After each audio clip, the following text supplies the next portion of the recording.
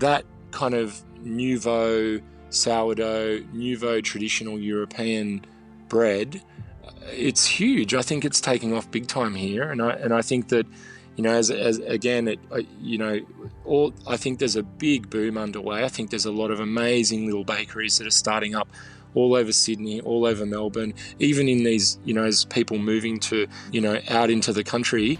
And I just think we're on the cusp of a really big, exciting boom. I'm Anthony Huckstep. 15 years ago, the notion of sourdough bread was foreign to most Australians. It's now part of everyday life. Quality bread is something we value down under, and during the pandemic, the small artisan producers shined as consumers sought quality baked goods to keep them sated.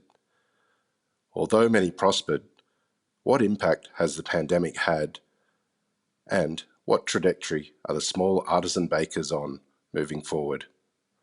Simon Cancio is the owner of Brickfields in Chippendale, Sydney. Simon, how you going? Good, thanks. How are you, Anthony? I'm good. It's been a hell of a year, and bakeries have done really well during the pandemic, but it's been incredibly challenging in the same breath. What's it been like for Brickfields in 2020? Yeah, probably more of the same, I guess. Just a lot of learning. Yeah, I mean, running a business and you know, it has its challenges, but then having that curveball, I guess, took it to another level. But we were, touch wood, you know, very lucky to have survived and actually learnt a lot through that process. You know, it's forever changed for us. And I guess we were kind of lucky that we kind of have a 50-50 split where half of our business is retail and half of it was, you could kind of broadly say, food service, just to keep it simple. But yeah, like wholesale. So obviously all of that, the way that happened, changed overnight. You mentioned that there's been a lot of learnings and you forever changed. How much did your offering change as a result of what's happened this year? Gosh, I think it was more how it was bought. I think that obviously, you know, there's this bit of bakeries like ours, or probably even bigger bakeries, more industrial bakeries, would be 24/7. They're constantly going. You know, even when the bakery itself is kind of tucked into bed at the end of production, there's obviously like packing and logistics, all of these other things that kind of happen until the, you know, I guess the next daily cycle kicks off at. Every bakery is different, I guess, but whenever that happens, so it's almost like there's no downtime. So, you know, the whole process just kind of got turned on its head and changed. It was less food service, more retail. You know, we're doing markets all over Sydney, mainly in the inner west, actually, a little bit in the eastern suburbs as well. Yeah, and obviously that became our bread and butter over those, you know, kind of more pronounced lockdown period, that you know, initial 2 months or whatever that period was. Yeah, so, and actually, because I kind of work 7 days a week, it's funny because I lived in a bit of a bread bubble. I was so busy inside the bakery and, you know, trying to support all these changes with all of our amazing crew, and that I actually sometimes didn't even realize that there was this pandemic going on. You know, it's like every now and then I'd jump in the van to go somewhere and I'd be like, wow, there's no one in the streets. Oh, it's unbelievable. And yeah, basically, you know, a bit of a culture shock, you know. You mentioned that there was a big switch to retail, or a heavier switch to retail and less food service. What is the situation now with Brickfields? Has that ratio changed at all with restaurants opening up? I guess I mean, Brickfields is still very, very small bakery. I mean, I would still consider Sonoma to be a small bakery, but some artisan bakeries would have probably a different view on that, or brasserie bread even. But yeah, basically, because we're a small bakery, I guess it was just a little bit easier to make those changes.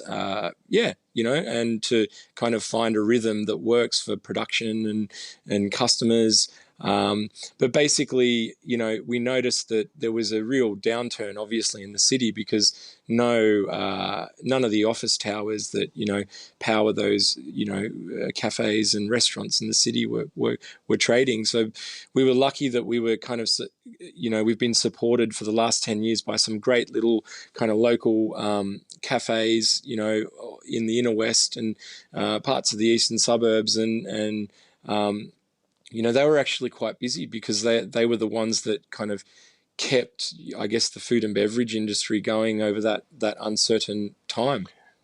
Up until 15 years ago, Australians grew up with white sliced bread, and there wasn't much that was better than that. But it's changed so dramatically. How have you seen the change, and how important is our bakery industry now, given what it was 20 years ago? Well, actually, for me, it changed because the first time I actually saw baked bread was actually when I started my apprenticeship at Sean's Panorama in 1995. And it was just like I had no idea how bread was made. And I mean, I was quite young and, really excited about learning about food and I had a great opportunity and a great start in the industry there in that kitchen. And I guess seeing the doughs mixed and seeing it, go through its kind of fermentation and then baking it, finishing the loaves and cutting the loaves and baking, it just was mind bending. Like I was so excited and so proud to be involved with that process.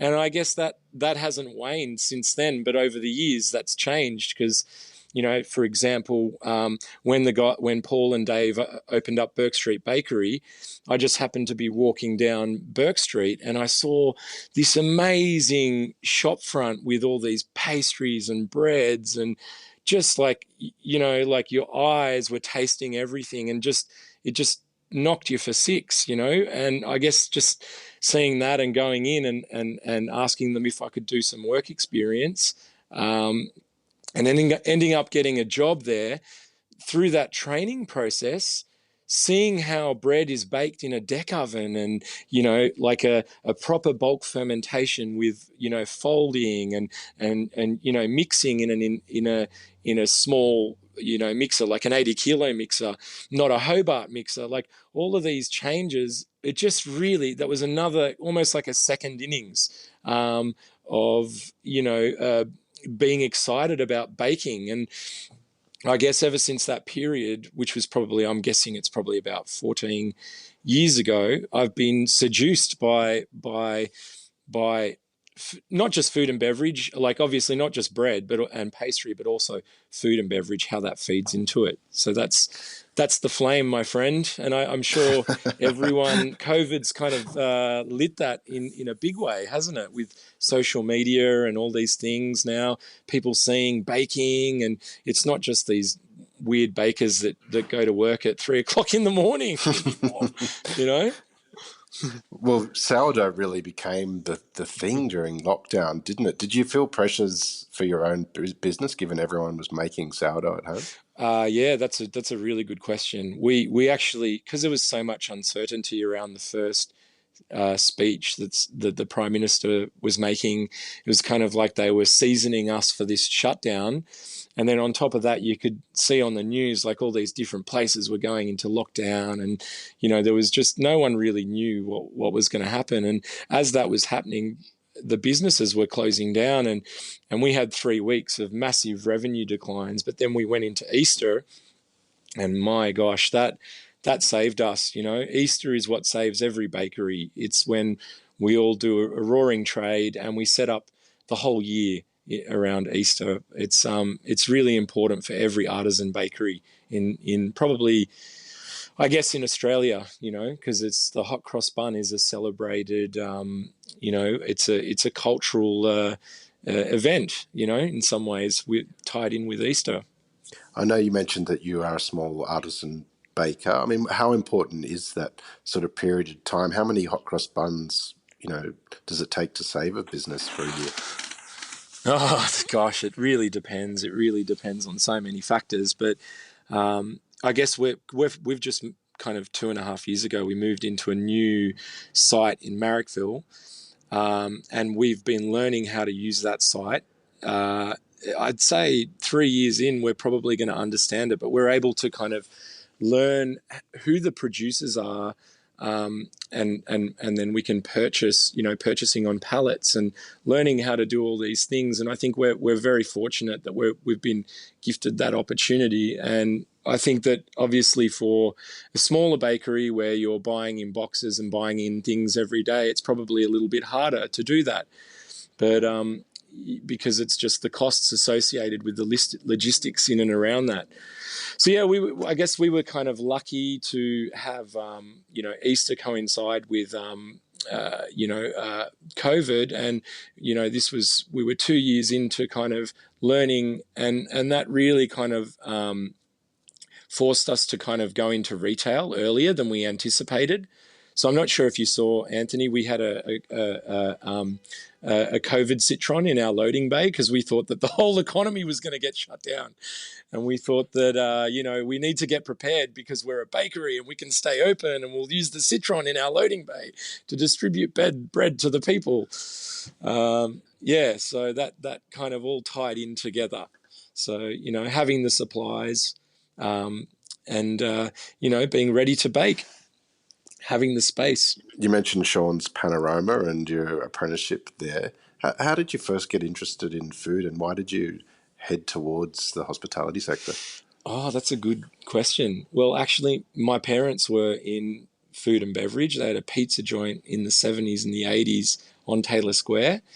And then my mum's Lebanese. So the food we ate was just obviously like home style migrant food. It was unbelievable. And then on top of that, our whole family on my mum's side, my dad was Spanish, but his family wasn't here. But, he was obviously working in food and beverage there. They had a pizza joint that was open till 3 a.m, by the way, 3 or 4 a.m. on Taylor Square, called Ellie's Pizza. Wow. Yeah. So we saw a lot of interesting things growing up there in Taylor Square and Bondi. And then, basically going to Bankstown to see the family. Everything was very traditional, and there was a very strong, this is how you make tabbouleh, this is how you make luchiyeh, this is how you make, baba ghanoush. Everyone had their, it was all done and signed off by the elders, the family elders, basically. So growing up in there, that was definitely a big part of it. You just mentioned how strict the recipes are, and this is how you do tabbouleh, but with pastry, the recipes really need to be quite specific and spot on as well. What does it take to make great baked goods? What are some of the challenges involved? Oh, I think, first and foremost, for me, I can't speak for other people, but I like to reference pictures, and then the pictures kind of, that you see on the internet kind of tell you like, oh, I like this finish, a specific finish. And then I tend to do my research around that finish, and then the rest is just a lot of experimentation and developing your own standards, and working with your team and trying to get everyone on the same page. I think that's kind of probably the easiest way to explain it. Try not to drive your colleagues too insane chasing that finish, though. That's my motto. Brickfields arrived around just a little over a decade ago. Can you tell us how that all started? Actually, yeah. Well, basically, I set up a venue called Frida's in Sydney, and it was kind of based with Ibrahim Kassif and another guy, Marty. Who else? There was a few people involved, but it was basically, the premise was good food, good music, tying it in together. And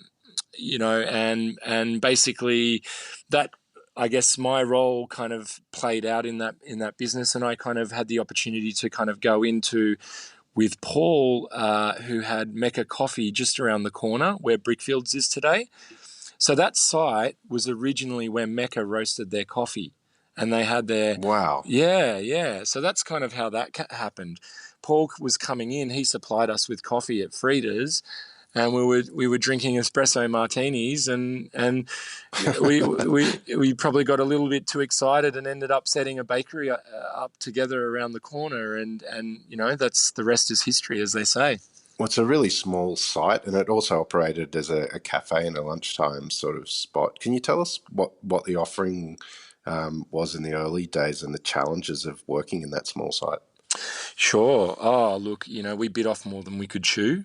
It was really challenging because we wanted to deliver something unique and interesting, and where we were producing the jams and making the bread and changing the cakes daily, which was probably a little bit too ambitious on our part.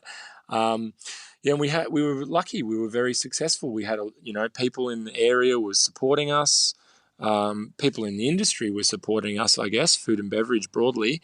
And then we realised that we don't have enough space to put a pallet of flour, and it's quite funny. Like, you would think, how would someone start up a bakery and they don't think, oh, gee, where am I going to put the flour? So we were storing flour at Mecca and delivering daily. Wow. And, this is just one of the examples of how, short-sighted I guess you can, when you go to start your ventures and your business. And in this case, we thought we had everything mapped out. We had good workflow.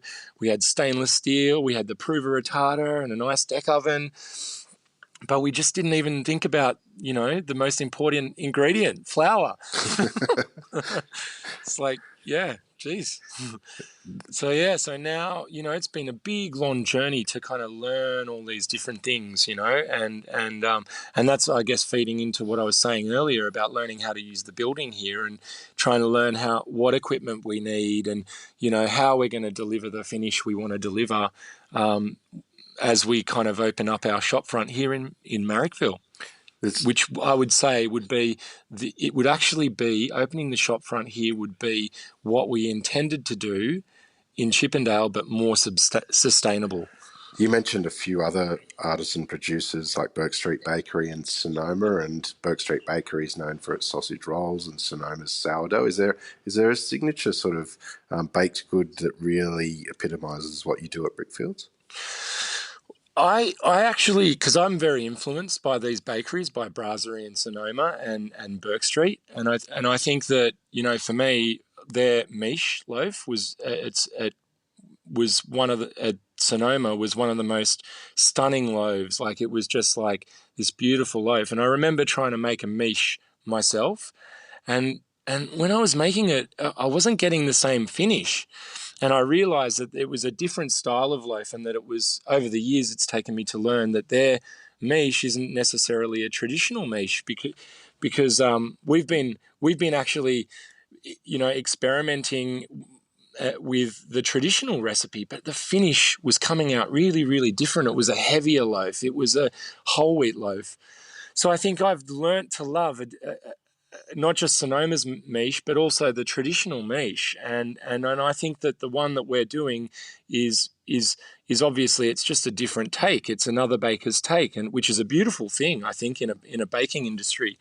And I really cherish our miche or whole wheat. We call it a whole wheat loaf because, obviously, just as a point of difference. But Sonoma's miche is actually the reason why we produce that loaf today. It was like so that's one example. Pies and sausage rolls. Well, I love Burke Street Bakery, pies and sausage rolls, but for us, we're going to focus on, because I'm a chef, because of the Sean's Panorama side of things. I'm doing the apprenticeship as a chef. I really, at some point, want to incorporate the savoury with fresh bread. So that's why we've come into this building. Yeah, we've earmarked, there's probably about 250 square metres where we're going to make our sandwich fillings. It's going to be mostly vegetarian. There will be some protein, We've got a rotisserie. And we're just, it's a lot, it's a bit off. We're talking about over the next year or so. But that's actually what we wanted to do.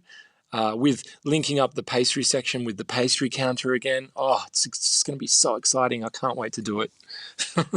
There's been a real focus in the last couple of years on vegan and vegetarian food. Why the emphasis for you on more vegetarian type sandwiches? Look, for me, I think there's more flexibility with flavour. There's more flexibility with colour. I mean, you look at vegetables, especially in summer, and you've got the whole spectrum of colour. You're adding the fats, you're adding the acids, the vinegars, and I think it's almost like it's more of a blank canvas. And that's why I think we pair protein with vegetables, or cereal grain. How do you see the Australian bakery industry at the moment? It's changed so dramatically in the last 15 years, but there's more developed bakery industries in other countries. How do you see Australia's place in regard to that?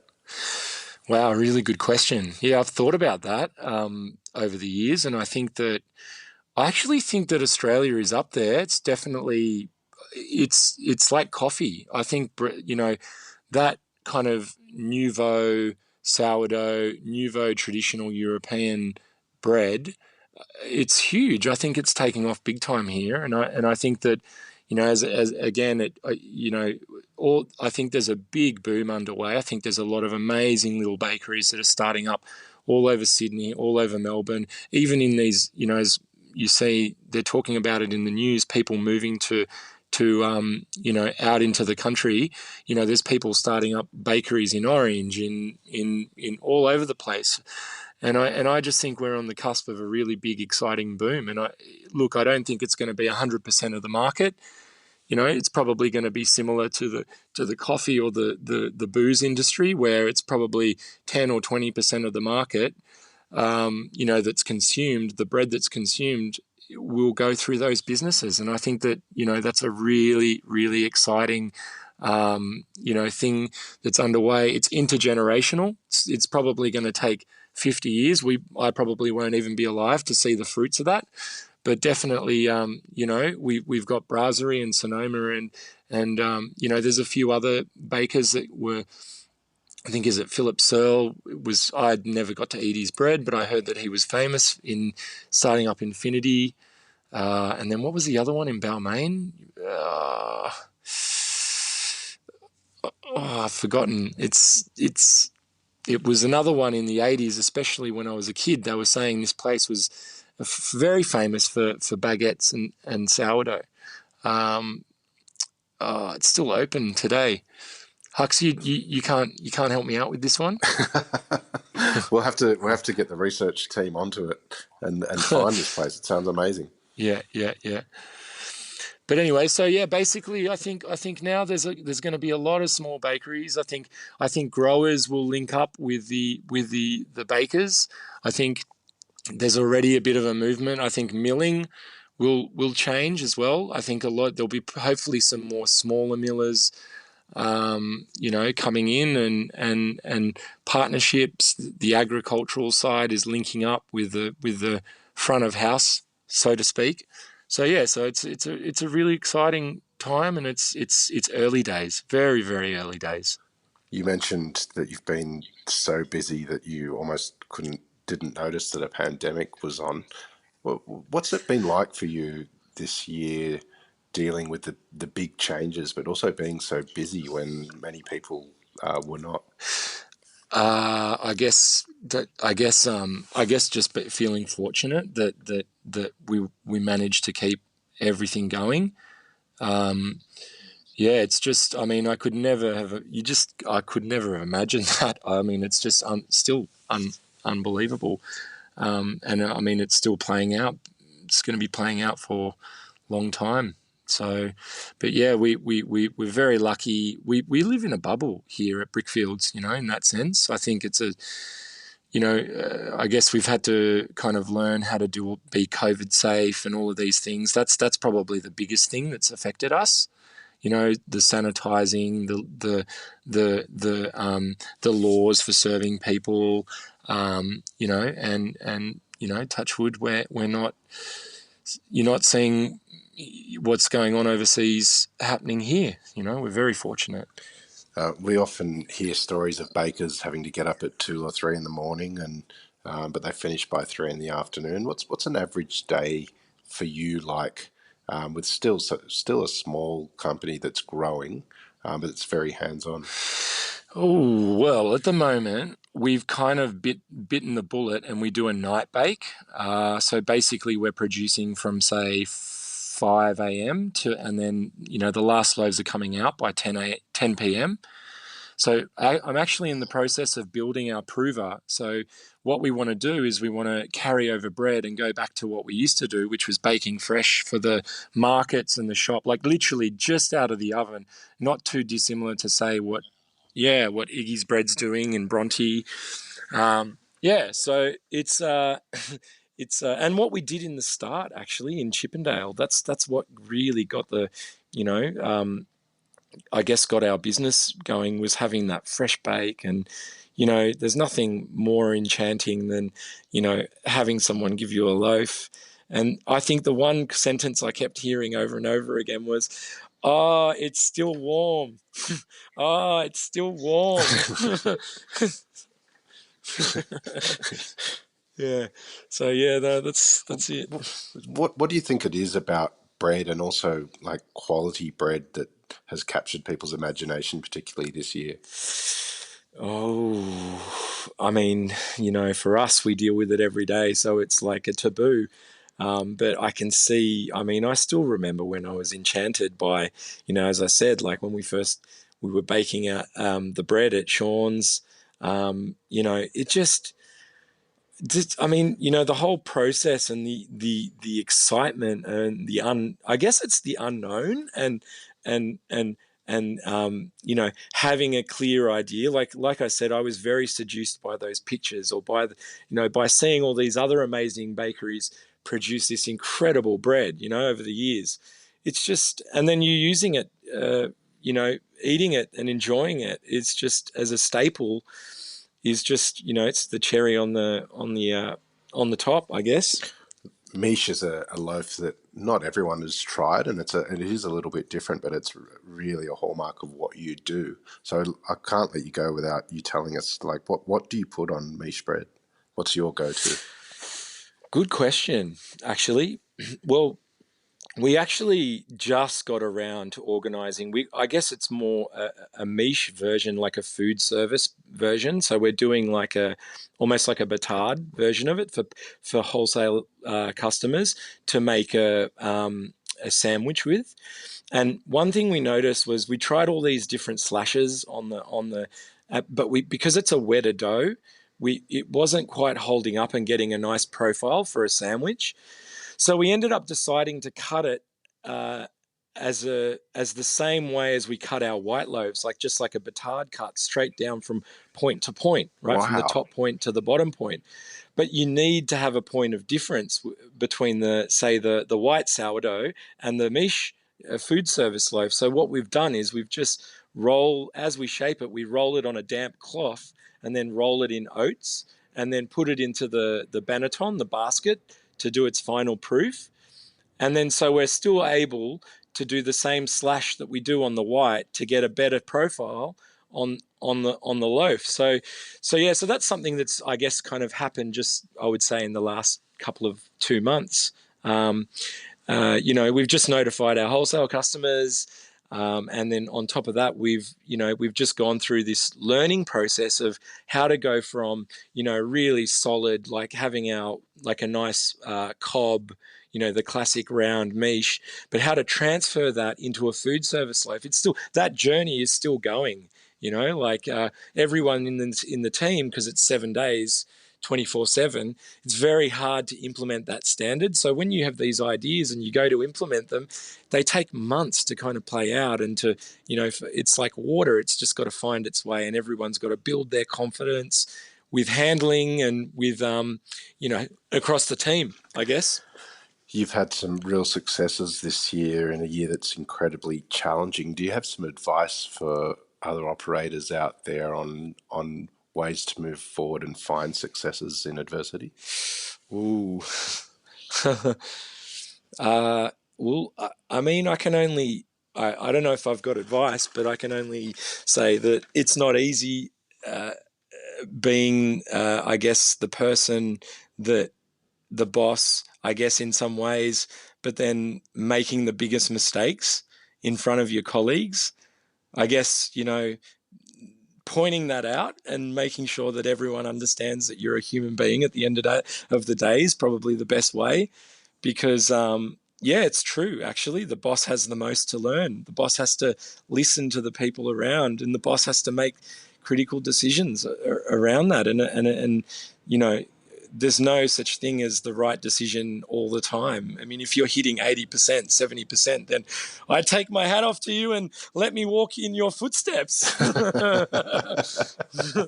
Gladly walk in your footsteps. Or come and get a job and be the CEO of Brickfields.